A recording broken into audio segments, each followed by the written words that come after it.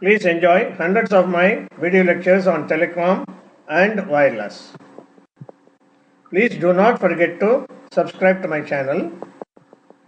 Please also like my videos.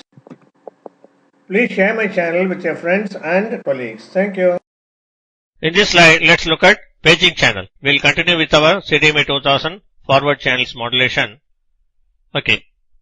In one Beijing channel, there are 192 bits or 96 bits. That is, the Beijing channel can be at 9.6 kilobits per second rate or at 4800 bits per second rate, which results in 192 or 96 bits. The rate 1/2 convolutional encoder doubles this bit rate, resulting in 384 or 192 code symbols in one Beijing channel frame. Symbol repetition block doubles only the 4800 bits per second, so that at either of these rates, 384 modulation symbols per frame results. It's exactly like sync channel progression. The final bit rate therefore is 384 modulation symbols into 50 frames per second, that is 19.2 kilobits per second. Why 50 frames per second? Each frame is 20 milliseconds in duration. One copy of Walsh code is used to spread each modulation symbol, unlike 4 copies of Walsh code in the sync channel. This results in a multiplication factor of 64 as against 256 in the sync channel. Therefore, 19.2 kilobits per second into 64 will give you 1.2288 mega chips per second, and that is the final rate. Please note the difference between bits and chips. I am giving 3 more numbers below for you to figure them out. 24,576 chips per Beijing channel frame exists. 128 chips per original bit rate of 9600 bits per second exists. 256 chips per original bit rate of 4800 bits per second exists. Please figure all of them out.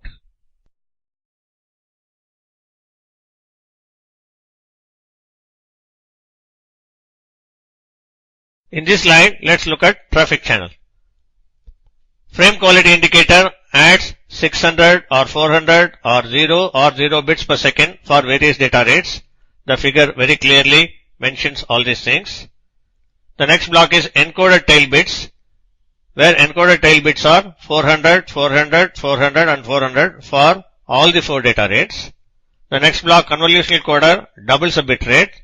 The next block is symbol repetition block.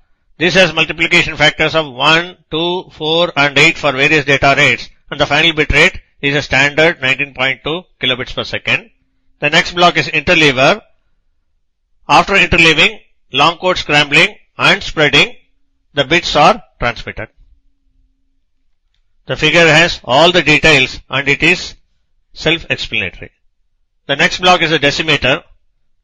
Decimated long code generator output is further divided by 24 to obtain a rate of 800 bits per second. This 800 bits per second is used to insert power control bits. That is, every 800th bit in the speech stream is deleted, and instead of that, a power control bit is inserted.